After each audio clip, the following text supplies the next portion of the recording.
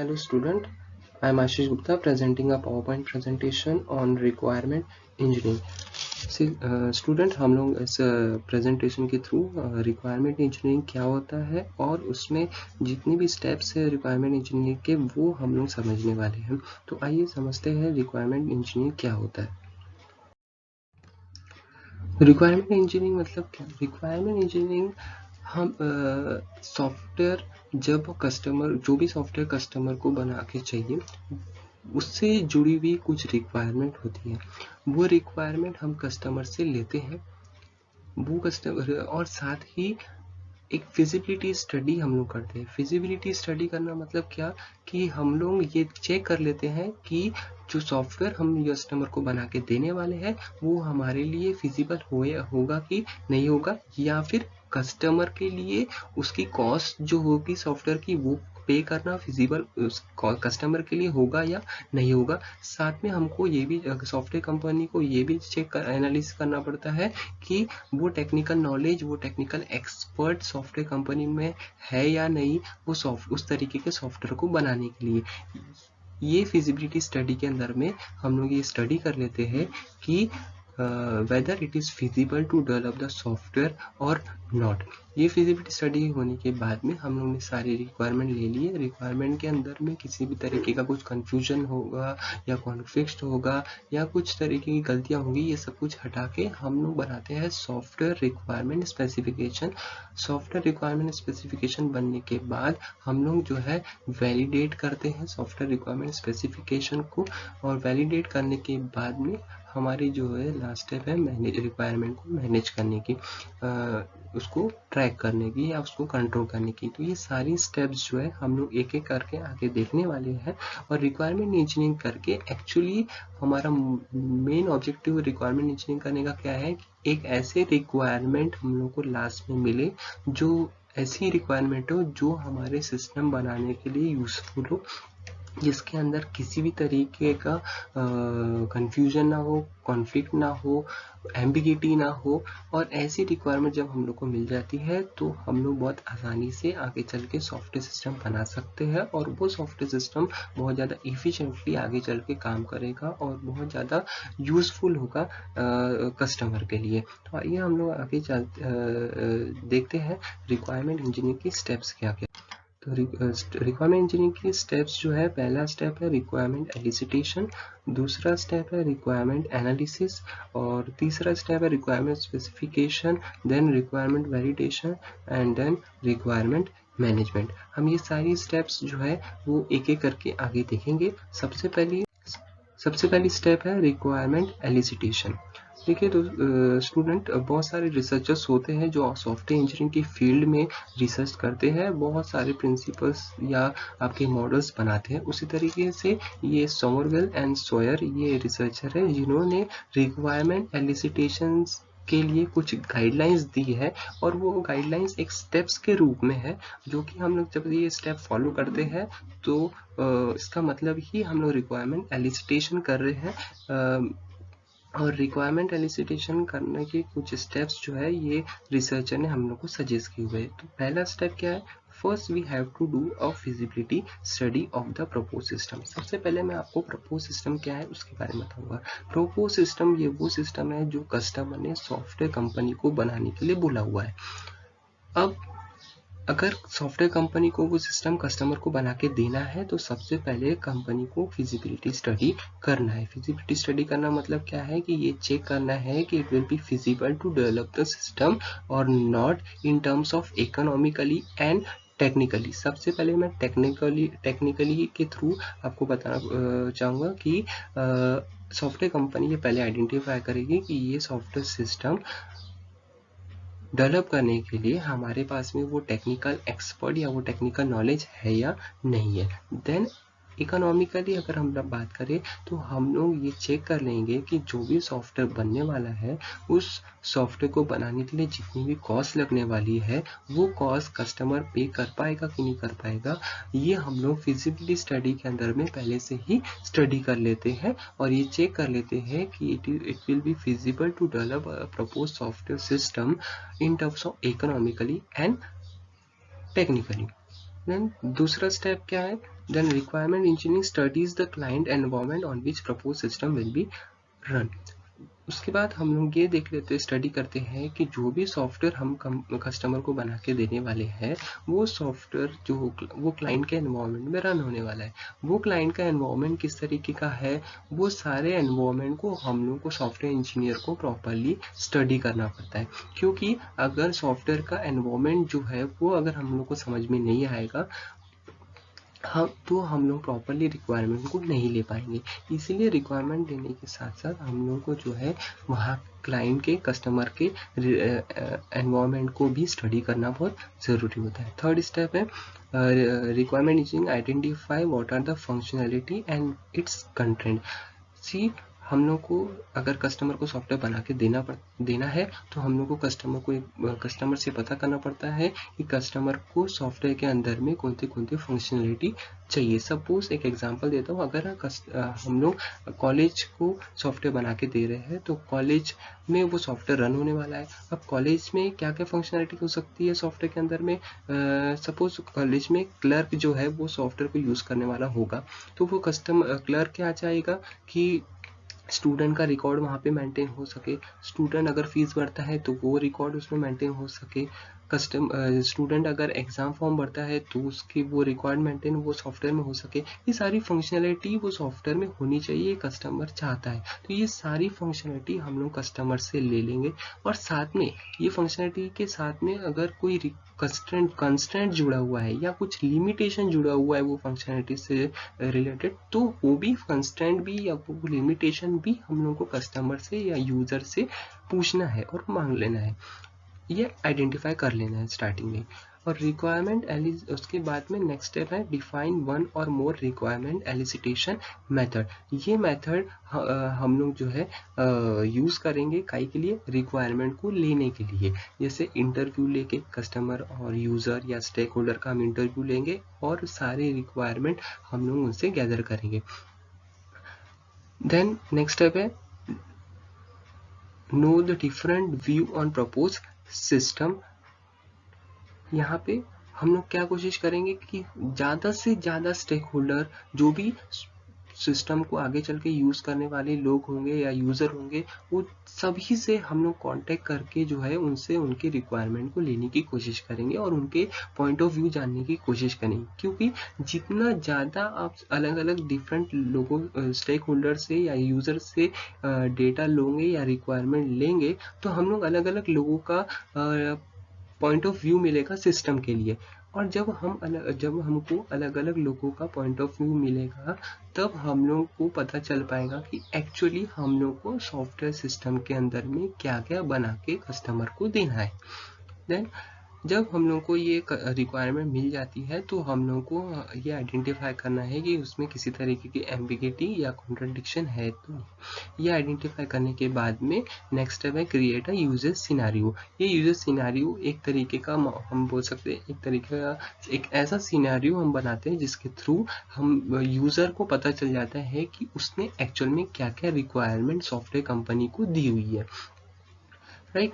तो ये requirement elicitation एक तरीके का जो है कस्टमर के साथ में मीटिंग लेके उनसे रिक्वायरमेंट गैदर करना है, और वो सारे रिक्वायरमेंट के बाद एक यूजर सिनेरियो बना के कस्टमर को देना है, जिसको देख के कस्टमर को समझ में आ जाता है कि उसने क्या क्या रिक्वायरमेंट दी है और सॉफ्टवेयर कंपनी ने क्या क्या रिक्वायरमेंट हमसे ली है, ये कस्टमर को भी पता चल जाता है। तो ये सारी स्टेप्स जो है रिक्वायरमेंट एलिसिटेशन स्टेप के अंदर में होती है। इसके बाद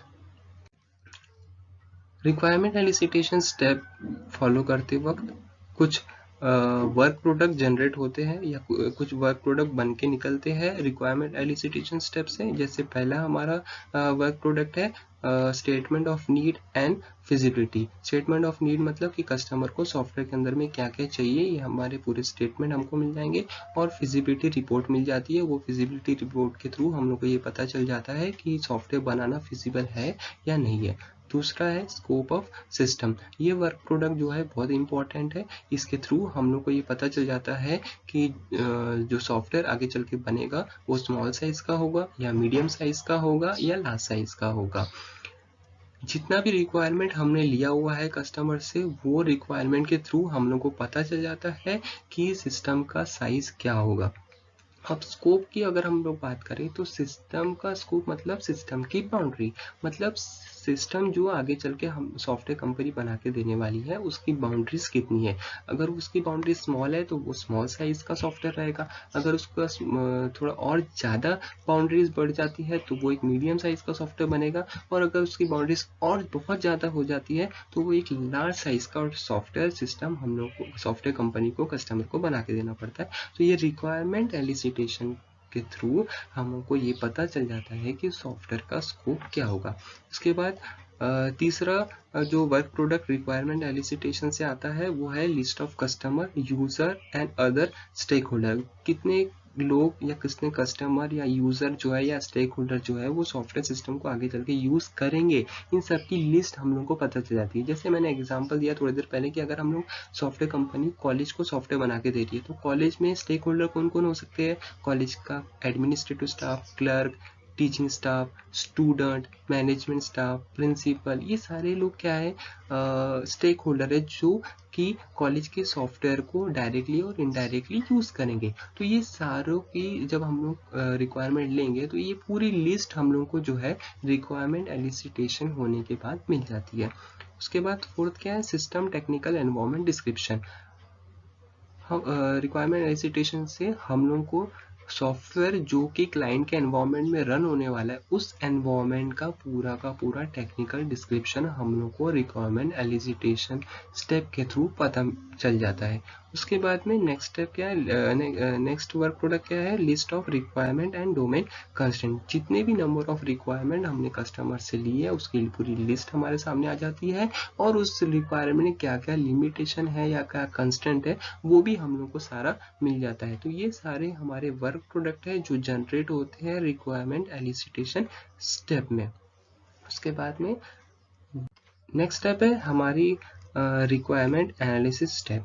ये बहुत इंपॉर्टेंट स्टेप है क्योंकि जितना अच्छे से आप रिक्वायरमेंट को एनालाइज कर पाएंगे उतना ज़्यादा आप रिक्वायरमेंट को अच्छे से समझ पाएंगे, और जितना ज़्यादा सिस्टम इंजीनियर रिक्वायरमेंट को समझ पाएगा उतना अच्छा सॉफ्टवेयर सिस्टम वो कस्टमर को बना के दे सकता है। तो रिक्वायरमेंट एनालिसिस करना मतलब क्या, after gathering the requirement, we got some work product which we saw in the previous slide.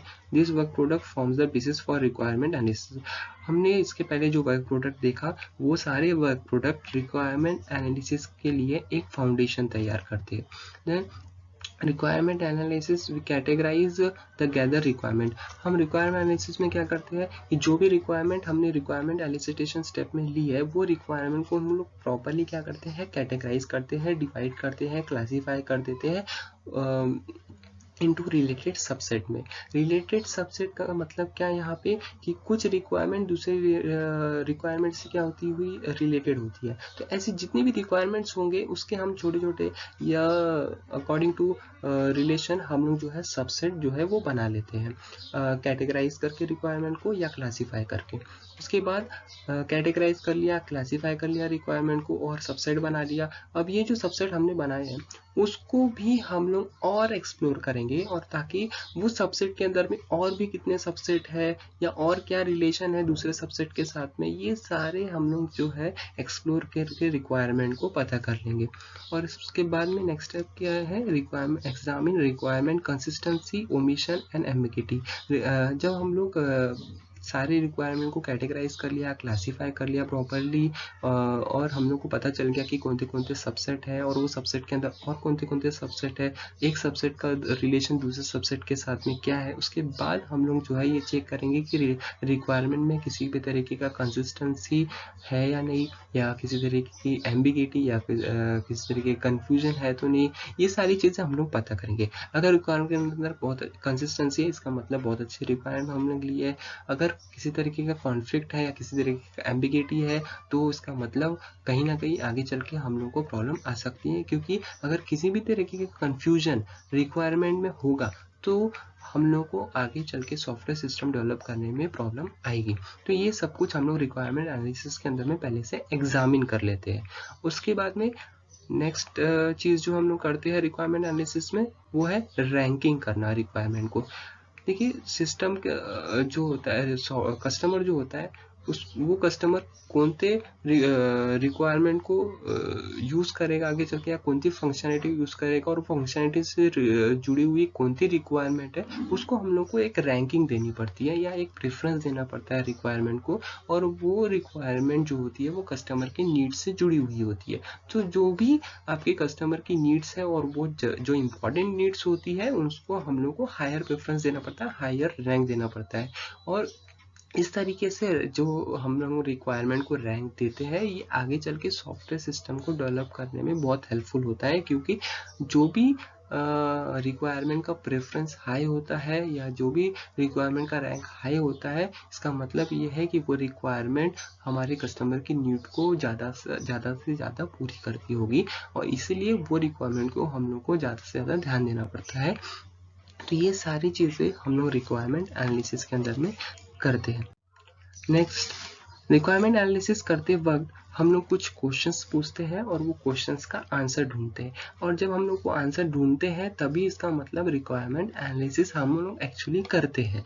तो हम लोग ये देखते हैं कि कौन से क्वेश्चंस पूछे जाते हैं और उसका आंसर कैसे पता करते हैं। तो सबसे पहला क्वेश्चन है, is each requirement consistent with the overall objective for the system. हम लोग को ये पहला देखना है कि जो भी रिक्वायरमेंट हम लोगों ने कस्टमर से पूछा हुआ है या कस्टमर से जो भी रिक्वायरमेंट हम लोगों ने लिया हुआ है वो सिस्टम के सारे ऑब्जेक्टिव से रिलेटेड है या नहीं। मतलब जो भी सॉफ्टवेयर हम लोग बना के देने वाले हैं कस्टमर को, वो सॉफ्टवेयर का कोई ना कोई ऑब्जेक्टिव होगा। वो ऑब्जेक्टिव को जो हमने रिक्वायरमेंट कस्टमर से गैदर की है, वो रिक्वायरमेंट उस ऑब्जेक्टिव को पूरा करती है या नहीं, या उसके लिए वो कंसिस्टेंट है या नहीं, ये हम लोग पता कर लेंगे, एनालाइज कर लेंगे। उसके बाद नेक्स्ट क्वेश्चन क्या है, have all requirement been specified at the proper level of abstraction. देखिए स्टूडेंट, यहाँ पे क्या है कि जब हम रिक्वायरमेंट लेते हैं अलग अलग स्टेक होल्डर से, अलग अलग यूजर से, तो बहुत सारी रिक्वायरमेंट या बहुत सारी इंफॉर्मेशन हमारे सामने आ जाती है।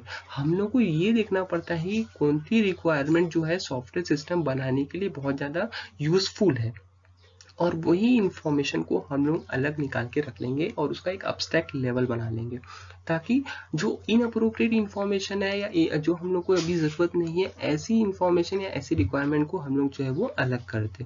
उसके बाद नेक्स्ट जो है, ये क्वेश्चन जो है, is the requirement really necessary or does it represent an add on feature that may not be essential to the objective of the system. तो हम लोग को ये देखना पड़ेगा कि जो भी हम लोग रिक्वायरमेंट ले रहे हैं वो सिस्टम के ऑब्जेक्टिव को पूरा करता है या नहीं, या वो पूरे जो भी रिक्वायरमेंट लिए वो एसेंशियल है या नहीं है, या जो भी सॉफ्टवेयर के फीचर्स है उससे जुड़े हुए सारे रिक्वायरमेंट हमने लिए हैं या नहीं, ये हम लोग को यहाँ पे देखना है। Each requirement bounded and unambiguous, जो भी रिक्वायरमेंट हमने ली है उस वो बाउंडेड तो नहीं है या अनएम्बिगस है, ये सारी हम लोग को आइडेंटिफाई कर लेना है, यानी कि उसके अंदर में किसी तरह की कोई कंफ्यूजन नहीं है या नहीं है, ये सारे, या किसी तरह का कॉन्फ्लिक्ट है क्या, ये सारा हम लोग को पहले से एनालाइज कर लेने का है। उसके बाद नेक्स्ट क्वेश्चन क्या है, does each requirement have attribution.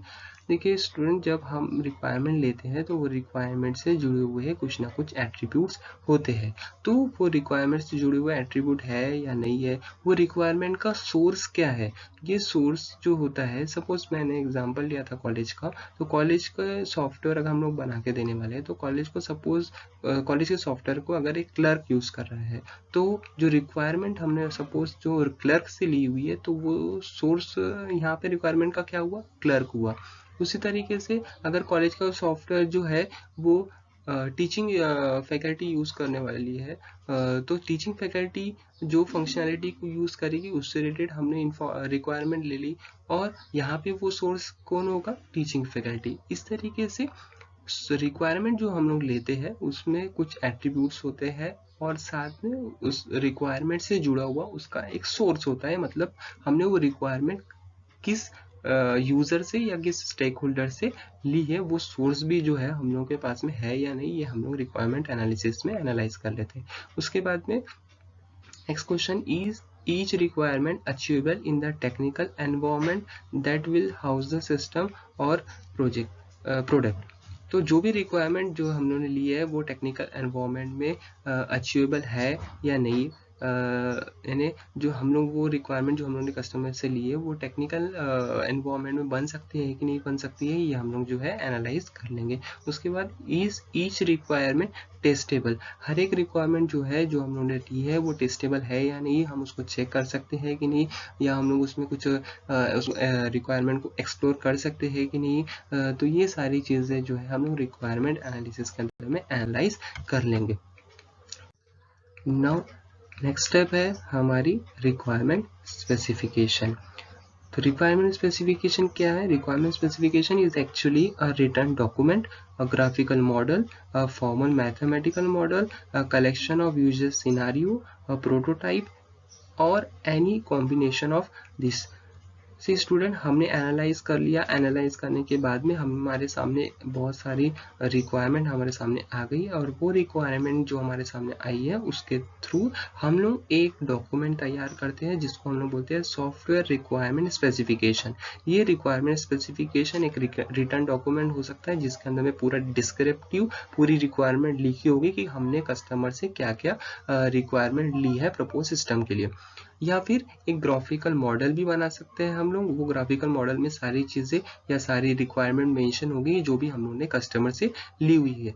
और या फिर एक यूज़र सिनेरियो बना सकते हैं, यूज़र सिनेरियो में सारी चीज़ें मेंशन होगी कि हमने यूज़र से क्या क्या रिक्वायरमेंट ली है, और वो यूज़र सिनेरियो को देख के यूज़र को समझ में आ जाता है कि यूज़र ने क्या क्या रिक्वायरमेंट सॉफ्टवेयर कंपनी को दी है।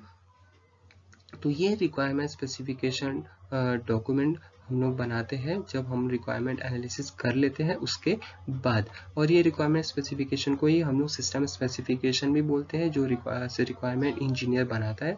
और रिक्वायरमेंट सॉफ्टवेयर रिक्वायरमेंट स्पेसिफिकेशन को ही हम लोग सॉफ्टवेयर रिक्वायरमेंट स्पेसिफिकेशन भी बोलते हैं।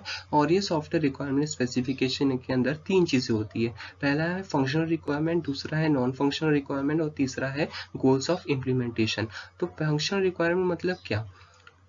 मैंने इसके पहले एग्जांपल दिया कॉलेज का सॉफ्टवेयर। कॉलेज का सॉफ्टवेयर अगर सॉफ्टवेयर कंपनी को बना के देना है कॉलेज वालों को, तो उसके अंदर में क्या क्या फंक्शनैलिटी चाहिए वो फंक्शनल रिक्वायरमेंट हम लोग कस्टमर से ले लेते हैं, और वो सारी चीज़ें आपके अंडर आती है फंक्शनल रिक्वायरमेंट।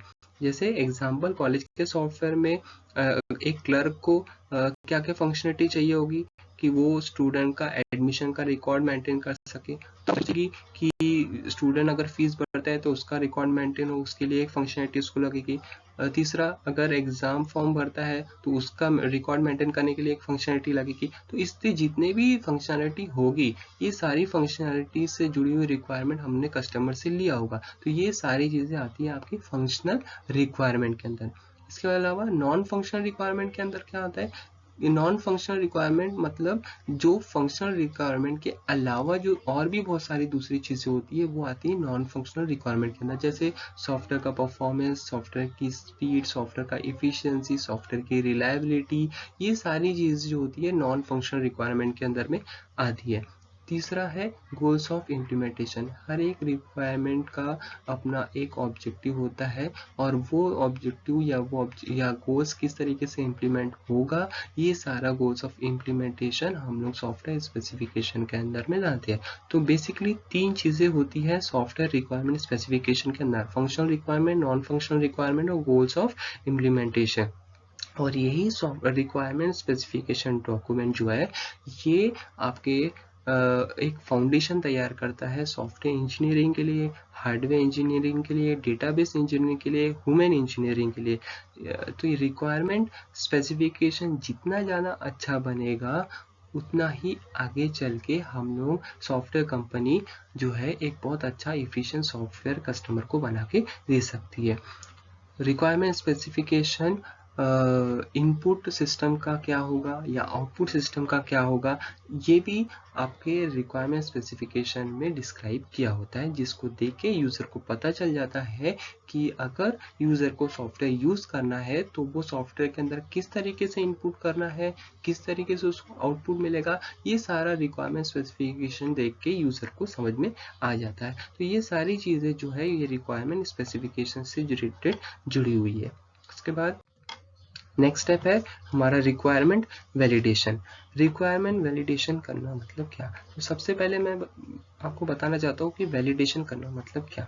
वैलिडेशन करना मतलब ये चेक कर लेना कि जो भी चीज़ हमने बनाई है वो अकॉर्डिंग टू स्टैंडर्ड है या नहीं है। उसी तरीके से जब हम लोग रिक्वायरमेंट ले लेते हैं और रिक्वायरमेंट स्पेसिफिकेशन हमारा बन जाता है, तो रिक्वायरमेंट स्पेसिफिकेशन को वैलिडेट करना बहुत ज़रूरी है। मतलब हमारे स्टैंडर्ड के अकॉर्डिंग वो रिक्वायरमेंट स्पेसिफिकेशन है या नहीं है, ये हम लोग को चेक करना बहुत ज़रूरी है। तो रिक्वायरमेंट वैलिडेशन के अंदर में हम लोग ये देखते हैं कि अगर कोई इनकंसिस्टेंसी है क्या, या किसी तरीके का एरर है क्या, या किसी तरीके का एम्बिगिटीज़ है क्या, या किसी तरीके का कॉन्फ्लिक्ट है, या किसी तरीके का कन्फ्यूजन है क्या, ये सारी चीज़ें हम लोग जो है रिक्वायरमेंट वैलिडेशन के अंदर में जो है वो आइडेंटिफाई करने की कोशिश करते हैं और उसको रिजॉल्व करने की कोशिश करते हैं, ताकि हमारा जो भी रिक्वायरमेंट हो वो अकॉर्डिंग टू एक स्टैंडर्ड हो।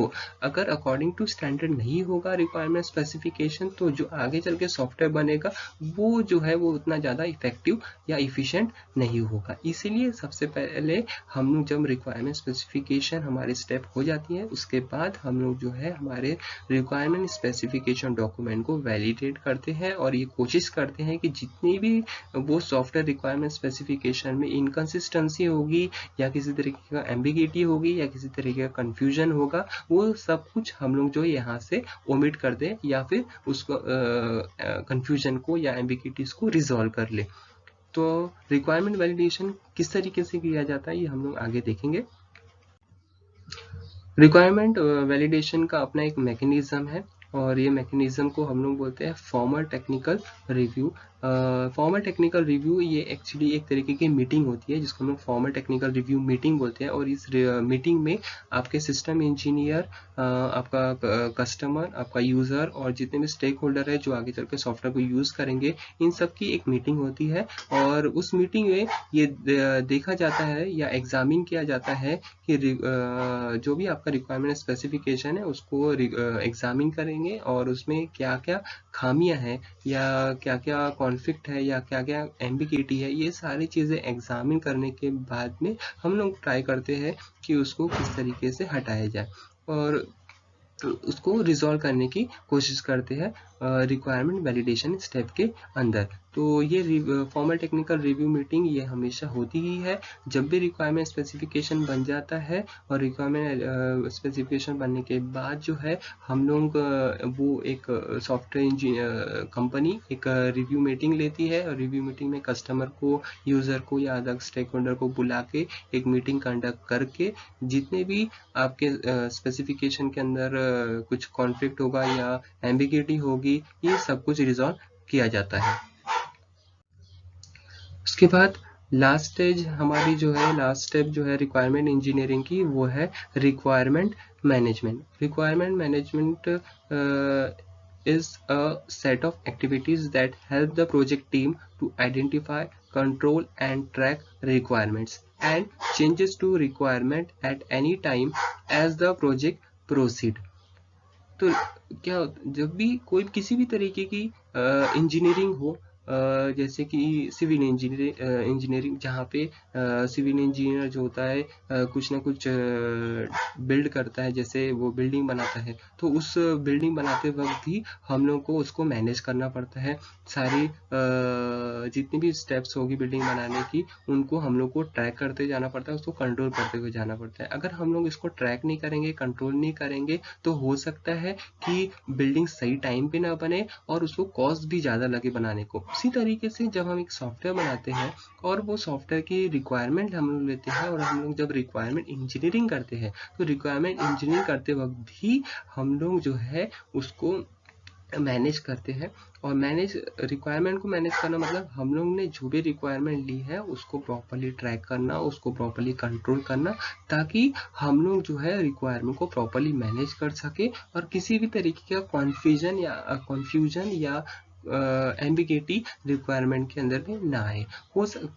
रिक्वायरमेंट कस्टमर की बार बार चेंज होती है, हर कुछ समय बाद रिक्वायरमेंट कस्टमर की चेंज हो जाती है। तो हम लोग को इसको प्रॉपरली ट्रैक करते जाना पड़ता है कि कब कब रिक्वायरमेंट कस्टमर के रिक्वायरमेंट कब कब चेंजेस आए, कब कब हमने क्या क्या कस्टमर की रिक्वायरमेंट को पूरा करके दिया। ये सारी चीज़ें जो है हम लोग को प्रॉपरली ट्रैक करना पड़ता है और उसको कंट्रोल करते हुए जाना पड़ता है।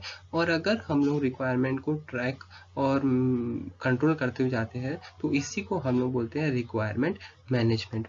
तो रिक्वायरमेंट मैनेजमेंट करने के लिए रिक्वायरमेंट मैनेजमेंट किस तरीके से किया था, रिक्वायरमेंट मैनेजमेंट करने का तरीका जो है वो उसमें हम लोग सबसे पहले हमने रिक्वायरमेंट को आइडेंटिफाई कर लिया और रिक्वायरमेंट आइडेंटिफाई करने के बाद हम लोग बनाते हैं ट्रेसिबिलिटी टेबल। ये ट्रेसिबिलिटी टेबल के थ्रू हम लोग जो है जो भी हम लोग ने रिक्वायरमेंट आइडेंटिफाई किया हुआ है वो सिस्टम के कौन से एस्पेक्ट से जुड़ा हुआ है इसको हम लोग जो है ट्रेस कर सकते हैं। तो इसका हम लोग एक कुछ पॉसिबिलिटी ट्रेसिबिलिटी टेबल है जिसके थ्रू अलग अलग पॉसिबिलिटी ट्रेसिबिलिटी टेबल होते हैं और वो ट्रेसिबिलिटी टेबल के थ्रू हम लोग को ये समझ में आ जाता है कि कौन सी रिक्वायरमेंट कौन से सिस्टम के एस्पेक्ट से जुड़ी हुई है। तो सबसे पहले हम लोग ट्रेसिबिलिटी टेबल देखेंगे वो है फीचर ट्रेसिबिलिटी टेबल। इसमें क्या होता है, it shows how requirement relate to important customer observable system product feature. ये फीचर ट्रेसिबिलिटी टेबल ये बताता है कि कौन सी रिक्वायरमेंट कस्टमर के या सॉफ्टवेयर सिस्टम के कौन से फीचर से रिलेटेड है। तो हम लोग ये ट्रेसिबिलिटी टेबल में एक साइड आपकी पूरी रिक्वायरमेंट होगी और दूसरे साइड आपके पूरे फीचर्स होंगे सिस्टम के। और ये ट्रेसिबिलिटी के टेबल के थ्रू हम लोग ये पता कर सकते हैं कि कौन सी रिक्वायरमेंट आपके सॉफ्टवेयर सिस्टम के कौन से फीचर्स से रिलेटेड है। उसके बाद नेक्स्ट आपका दूसरा ट्रेसिबिलिटी टेबल है डिपेंडेंसी ट्रेसिबिलिटी टेबल। ये डिपेंडेंसी ट्रेसिबिलिटी टेबल में हम लोग ये पता चल जाता है कि कौन सी रिक्वायरमेंट कौन सी दूसरी रिक्वायरमेंट के साथ में रिलेटेड है। यहाँ पे होता है ऐसा बहुत बार कि एक रिक्वायरमेंट दूसरे रिक्वायरमेंट के साथ जुड़ी हुई होती है या एक रिक्वायरमेंट दूसरे रिक्वायरमेंट के ऊपर डिपेंडेंट होती है। तो ये डिपेंडेंसी जो है एक रिक्वायरमेंट की दूसरे रिक्वायरमेंट के ऊपर, ये सब कुछ हम लोग पहले से क्या कर लेंगे, आइडेंटिफाई कर लेते हैं। और ये जो डिपेंडेंसी ट्रेसिबिलिटी टेबल होता है इसके अंदर वो सारी चीज़ मेंशन होती है और ये डिपेंडेंसी ट्रेसिबिलिटी टेबल को हम देखकर हम लोग को ये बहुत आसानी से समझ में आ जाएगा कि कौन सी रिक्वायरमेंट कौन सी दूसरी रिक्वायरमेंट के ऊपर डिपेंड है या कौन सी रिक्वायरमेंट कौन सी दूसरी रिक्वायरमेंट से रिलेटेड है। उसके बाद तीसरा है आपका सब सिस्टम ट्रेसिबिलिटी टेबल। ये सब सिस्टम ट्रेसिबिलिटी टेबल में के थ्रू हम लोग ये पता चल जाएगा कि कस्टम जो भी रिक्वायरमेंट है वो रिक्वायरमेंट कौन से दूसरे सब सिस्टम से जुड़ी हुई है। ऐसा होता है कि एक रिक्वायरमेंट जो है उसके अंदर में और भी कई सब रिक्वायरमेंट्स होती है और वो सब रिक्वायरमेंट के अंदर और भी कुछ सब रिक्वायरमेंट्स होती है। तो इस हम लोग क्या करते हैं, रिक्वायरमेंट को कैटेगराइज करते हैं। ये हम लोग ने रिक्वायरमेंट एनालिसिस स्टेप में देखा हुआ है। तो जब हम रिक्वायरमेंट को कैटेगराइज करते हैं या क्लासिफाई करते हैं तो ये सब सिस्टम ट्रेसिबिलिटी टेबल हम लोग बनाते हैं। और ये सब सिस्टम ट्रेसिबिलिटी टेबल के थ्रू हम लोग को ये पता चल जाता है कि कौन सी रिक्वायरमेंट के अंदर में और कौन सी रिक्वायरमेंट है और एक रिक्वायरमेंट के अंदर कौन सी और सब रिक्वायरमेंट है और वो सब रिक्वायरमेंट के अंदर और कौन सी सब रिक्वायरमेंट है। ये सारी कैटेगराइजेशन हम लोग को सब सिस्टम ट्रेसिबिलिटी टेबल के थ्रू पता चल जाता है और ये हम लोग बहुत आसानी से ये टेबल बना के हम लोग हमारी रिक्वायरमेंट को मैनेज कर सकते हैं। उसके बाद लास्ट है इंटरफेस ट्रेसिबिलिटी टेबल। हमारा इंटरनल और एक्सटर्नल सिस्टम के साथ में कैसा इंटरफेस है और उससे जुड़ा हुआ कौन सी रिक्वायरमेंट है, ये हम लोग इंटरफेस ट्रेसिबिलिटी टेबल में मेंटेन करते हैं। इंटरफेस क्या होता है कि कैसे एक यूज़र सिस्टम के साथ में इंटरेक्ट करेगा, या वो इंटरनली या फिर एक्सटर्नली, और इससे जुड़ी हुई जितनी भी रिक्वायरमेंट होती है वो हम लोग मेंटेन करते आते हैं अंडर इंटरफेस ट्रेसिबिलिटी टेबल। मतलब ये टेबल के थ्रू हम लोग को ये पता चल जाएगा कि कौन सी एनवायरनमेंट सिस्टम के इंटरनल सिस्टम से जुड़ी हुई है या एक्सटर्नल सिस्टम से जुड़ी हुई है। तो ये सारे ट्रेसिबिलिटी टेबल जो होते हैं ये रिक्वायरमेंट को मैनेज करने के काम आते हैं। इस टेबल के थ्रू हम लोग प्रॉपरली हमारे रिक्वायरमेंट को ट्रैक कर सकते हैं और कंट्रोल भी कर सकते हैं। ये एक जनरल ट्रेसिबिलिटी टेबल है ये ट्रेसेबिलिटी टेबल में आप देखेंगे कि लेफ्ट हैंड साइड के कॉलम में पूरी रिक्वायरमेंट है, R01, R02, R03, R04, R05 इस तरीके से पूरी रिक्वायरमेंट मेंशन है। और वहीं आप सबसे पहली रो में देखेंगे कि सब पूरे सिस्टम के एस्पेक्ट दिए हुए हैं, A01, A02, A03, A04, A05 इस तरीके से पूरे एस्पेक्ट आप लोग को ऊपर के रो में दिख रहे होंगे। ये ट्रेसेबिलिटी टेबल के थ्रू हम लोग ये पता कर सकते हैं या ये जान सकते हैं कि कौन सी रिक्वायरमेंट सिस्टम के कौन से एस्पेक्ट से जुड़ी हुई है। जैसे R01 जो है रिक्वायरमेंट वो सिस्टम के A03 एस्पेक्ट से जुड़ी हुई है और A05 एस्पेक्ट से जुड़ी हुई है। उसी तरीके से रिक्वायरमेंट 02 ये सिस्टम के A01 एस्पेक्ट से जुड़ी हुई है और A03 एस्पेक्ट से जुड़ी हुई है। इस तरीके से ये जनरल ट्रेसेबिलिटी टेबल के थ्रू हम लोग ये आइडेंटिफाई कर सकते हैं, ये ट्रैक कर सकते हैं, ये कंट्रोल कर सकते हैं कि कौन सी रिक्वायरमेंट सिस्टम के कौन से एस्पेक्ट से रिलेटेड है।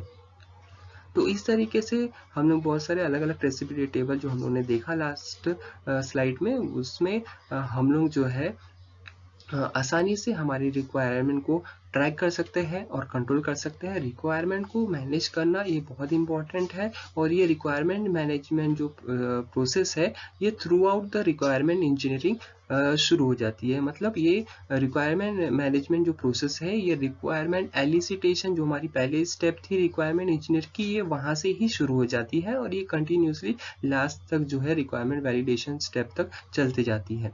तो इस तरीके से हम लोगों ने रिक्वायरमेंट इंजीनियरिंग देखा, जिसमें हमने सबसे पहले देखा कि किस तरीके से हम लोग जो है रिक्वायरमेंट गैदर करेंगे बाय कंडक्टिंग इंटरव्यू। हम लोग कस्टमर के साथ इंटरव्यू या ग्रुप मीटिंग करके हम लोग जो है रिक्वायरमेंट गैदर करेंगे और अंडर रिक्वायरमेंट एलिसिटेशन स्टेप में उसके बाद हम लोग जो है रिक्वायरमेंट को एनालाइज करेंगे, मतलब प्रॉपर्ली उसको कैटेगराइज करेंगे, क्लासीफाई कर लेंगे और सारे एम्बिगिटी को एग्जामिन कर लेंगे। और उसके बाद में हम लोग एक स्पेसिफिकेशन डॉक्यूमेंट बना लेंगे और उसके बाद हम लोग ने देखा रिक्वायरमेंट वैलिडेशन, और रिक्वायरमेंट वैलिडेशन में हम लोग ने जो भी रिक्वायरमेंट स्पेसिफिकेशन डॉक्यूमेंट बनाया था उसको वैलिडेट कर लेते हैं, उसको चेक कर लेते हैं कि उसके अंदर किसी तरीके की इनकंसिस्टेंसी है या नहीं है। अगर होगी तो उसको पूरा रिजॉल्व कर लेते हैं एक फॉर्मल टेक्निकल रिव्यू मीटिंग लेके।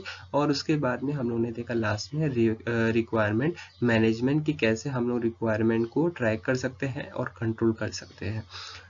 तो इस तरीके से हम लोग रिक्वायरमेंट इंजीनियरिंग कर सकते हैं और एक अच्छी रिक्वायरमेंट को डेवलप कर सकते हैं। तो मैं उम्मीद करता हूँ कि आप सभी को ये टॉपिक अच्छे से समझ में आ गया होगा कि रिक्वायरमेंट इंजीनियरिंग क्या है और रिक्वायरमेंट इंजीनियरिंग की सारी स्टेप्स क्या है। Thank you.